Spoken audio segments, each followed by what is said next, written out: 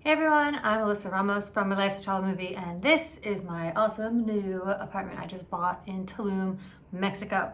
I am making this video for anyone who is interested in the real estate buying process here in not just Tulum, but Mexico in general. I've been getting quite a few questions. I normally don't do long YouTube videos, but it is a pretty easy process and it's way more simple than people think, so I thought I'd make this for you guys if you're interested, or if you're just interested in hearing my personal story. So let's get started with me. About me, in case you don't know, I have been a full-time travel blogger and influencer for the past 9 years, more than 9 years of doing that as my career. So a lot of people ask, do you make money doing that? The answer is clearly yes. Hence how I was able to buy an entire condo in cash. So more about me later. If you're interested, leave me a comment if you want to know how travel blogger influencers make money. But basically, yeah, we do. And now we have investments. Yay, go me. Anyway, so I first wanted to get an investment property abroad, not just to use as passive income as a rental property, but I actually wanted somewhere to live, have a closet, not have to lug my suitcase around with my closet inside of it all over the world. So I decided to look into some options. Now, my first my first choice was actually Barcelona, but there's nothing there that I could afford, and they were all properties that needed to be really badly restored, which I have no experience doing and no time to do as well. So where's a place that I always come back to every single year is Riviera Maya in Mexico. Now, Riviera Maya consists of Cancun to Playa del Carmen to Tulum, and that's the entire coastal area, and it's called Riviera Maya in Quintana Roo. So why do I always come to Playa del Carmen? I've been going there for years and years and years because not only is it beautiful, everywhere you stay is walking distance to the beach. It's very digital nomad friendly. Lots of cafes for Wi-Fi, high-speed Wi-Fi in the properties there that you rent from, and just overall a really happy vibe. Really nice energy, really accessible, really affordable, and I felt very safe there. Which brings me to my next point. A lot of people ask me, aren't you afraid to live in Mexico? Aren't you afraid to be solo in Mexico? No, I'm choosing to live in Mexico over living in the United States. Clearly, I feel a lot more safe here than I do there. That's a personal reason for me. I don't have health insurance in the US. I don't like to pay that much for health, medical costs there. I'm terrified to get in an accident because what if I have to go to the doctor? I'm terrified of shootings, which happen there every single day. Crime rates there are a lot more vicious and a lot more high and a lot more just random. Whereas here, I know people hear about, some once in a while there's a media story about a shooting in Tulum or in Cancun or something or the other, but that's very rare. You hear about that maybe once a year, and it's never something that's actually targeted at tourists. So these crimes usually happen in between cartels. Yes, cartels, I know, scary, sounds dangerous, but they really leave you alone as a tourist. Like, I've never encountered anyone in the cartel, not that I would know, because they don't go walking around with shirts on that say cartel, but we know better than to get involved with them, and the way you get involved with them is through drugs. So don't do drugs, kids, and you'll be fine here in Mexico. So they're very respectful here. All the locals are respectful. Be respectful of them if you're going to be buying property in their land, please. All right, so more on the actual process. Basically, I saved up all of my money for a couple of years, and I was able to save it even more because I choose to live in destinations that are very affordable. So again, I do not live in the United States, where I was spending $2,600 a month on rent last time I lived there in LA. So not spending that much money led to me being able to save a lot more, which is very helpful because you're going to want to pay in cash for these properties. The more you can pay up front, the lower your cost goes down. I'll get a little bit more into if you can do a mortgage here, but just keep in mind that this is how I was able to buy my property. So when I first started looking around, first of all, I chose Tulum because Tulum is one of the hottest cities in the world, which will make properties very easy to rent out, and eventually in the future, they will also be worth a lot of money. So if you're buying pre-sale, that means you're buying it for a really low price. Later on, it's going to turn into a very high price. So that was one reason I chose Tulum. Another reason I love Tulum. The beach area reminds me of Bali, but more accessible from the United States, so I can go see my mom still. And the beaches here are just incredible. The people are incredible. I speak Spanish. It's great for me. Again, you should learn how to speak Spanish. But I also really love the Mayan culture. I'm currently trying to learn how to speak Mayan, which is difficult. But anyway, so that's about my personal reasons for choosing Tulum. I also really like the architecture design of the buildings here. In Playa, it's a bit too modern for me. Here, there's like all these really cool, there's the macrame everywhere. There's just really cool architecture in this area. And again, the prices here are currently unbeatable. In Playa, Cancun, they're way more expensive. Here, they're averaging for a studio around like 100,000 US. So yeah, so the way that I went about finding my place, I put it on Instagram that I might be looking for properties. Someone DM'd me that has a real estate company here. They were on House Hunters Mexico, so I trusted them. And they connected me actually with a female real estate agent from Spain. So she spoke really good English and Spanish. Hablo español, pero un poquito más o menos. Sometimes it's like not as good, especially when I'm negotiating important things or asking questions about finances or blueprints and things like that. So it really helped to have her. I can refer her to you if you'd like. Drop me a comment or check out my blog post that has her information on it. Anyway, she asked me what my budget was. I told her ideally no more than 110,000. And I said I definitely was interested in a 1-bedroom, has to have a rooftop pool. And I would love for it to be in an area called La Villeta. So she took all the listings that she had and pulled together all of what they call a render. A render is a digital mock-up basically of what they're hoping for the finished product to look like. So when you get all of these, they look cool, but you're like, wait, these are fake. These are not real buildings, like they're not built yet. So how can I be sure they're gonna actually look like this when they're finished? Well, you can't. That's the risk, and that's the reason why you get the discount for paying upfront for something that does not exist. So it's very risky. I don't blame a lot of you if you choose not to do it. I was terrified as soon as I started the process, which I'll get more into later.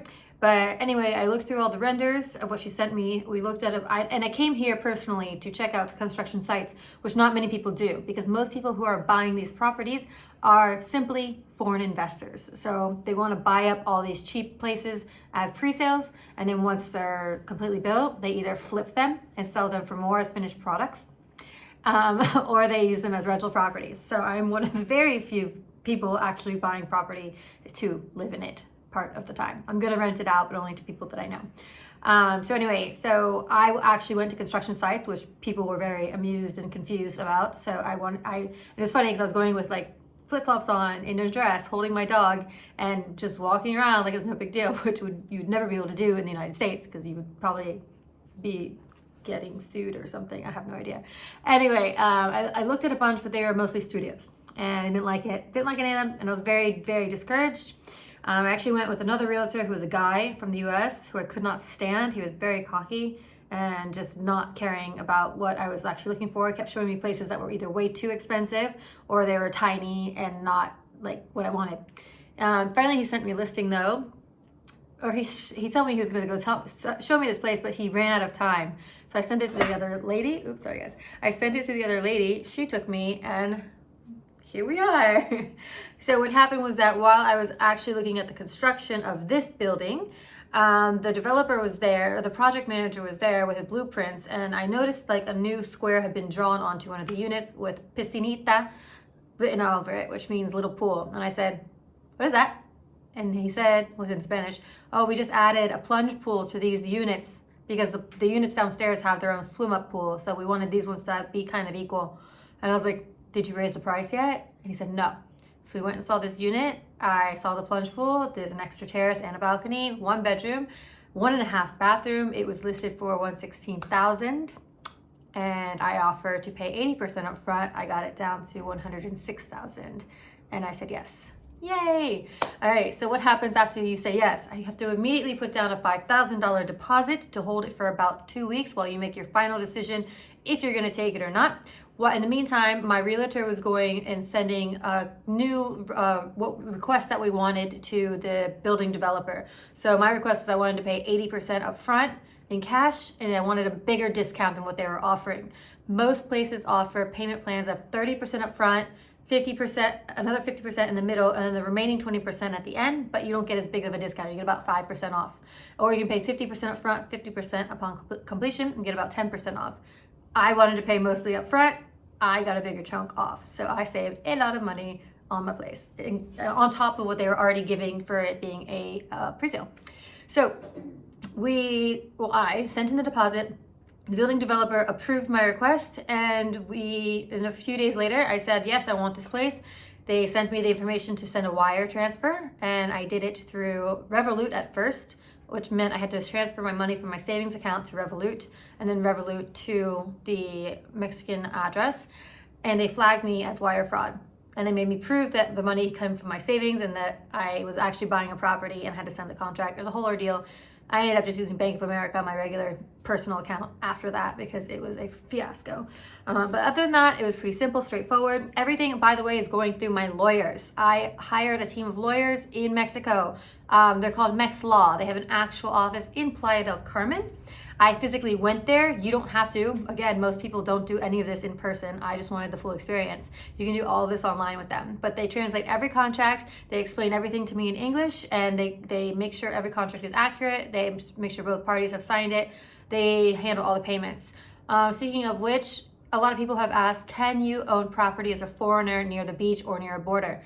Yes, you can. This was a rule put in place 200 years ago, and it was because people in the US were buying up all the property of California and Texas when it was still part of Mexico, and that's how they obtained those two states and made it United States.